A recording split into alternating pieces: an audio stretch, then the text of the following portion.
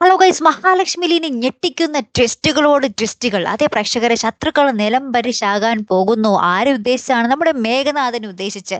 അതിനുള്ള വമ്പൻ തെളിവാണ് നമ്മുടെ മാർക്കോയ്ക്ക് കിട്ടിയിരിക്കുന്നത് കൂട്ടുകാരെ. നമ്മുടെ സാഗറും മാർക്കോയും തമ്മിൽ കണ്ടുമുട്ടുകയാണ്. അപ്പൊ ഇവരുടെ കൂട്ടുകാര്, നമ്മുടെ സാഗറിന്റെ കൂട്ടുകാരും മാർക്കോന്റെ കൂട്ടുകാരും ഏകദേശം ഒന്നാണ്.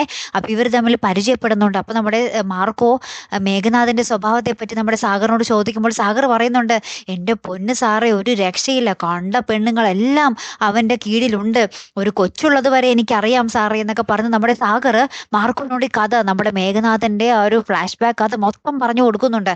അപ്പൊ മാർക്കോ പറയുന്നുണ്ട്, അവൻ ഇനി തീർന്ന്, മേഘനാഥനെ ഞാൻ ഇനി പൂട്ടും, തീർത്തിരിക്കും എന്നൊക്കെ പറഞ്ഞ് നമ്മുടെ മാർക്കോ രണ്ടും കൽപ്പിച്ച് ഇറങ്ങുന്നുണ്ടേ നമ്മുടെ മേഘനാഥനെ പൊളിച്ചെടുക്കാൻ വേണ്ടി. പിന്നീട് നമുക്ക് മഞ്ജു ഭയങ്കരമായിട്ട് ഇങ്ങനെ സങ്കടപ്പെട്ടും കലിയടക്കാതെ നിൽക്കുന്ന ഒരു രംഗങ്ങളും അതോടൊപ്പം തന്നെ കാണുവാൻ സാധിക്കുന്നുണ്ട്. നമ്മുടെ മഞ്ജുവിനും പിടികിട്ടി തുടങ്ങി നമ്മുടെ മേഘനാഥന്റെ സ്വഭാവം ഏകദേശം കേട്ടോ. പിന്നെ നമ്മുടെ കരുണ എന്തോ നമ്മുടെ പ്രതാപനെ വിളിച്ച് പറയുന്നുണ്ടേ.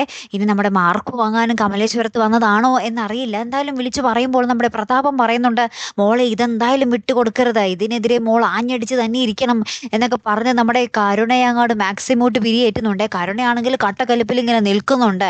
ഇനി അതെന്താണ് കാര്യം എന്നുള്ളത് നമുക്ക് കാത്തിരുന്നതിനെ കാണാട്ടോ. അടുത്തൊരു വീഡിയോയുമായി വരുന്നത് വരയ്ക്കും ഗുഡ് ബൈ.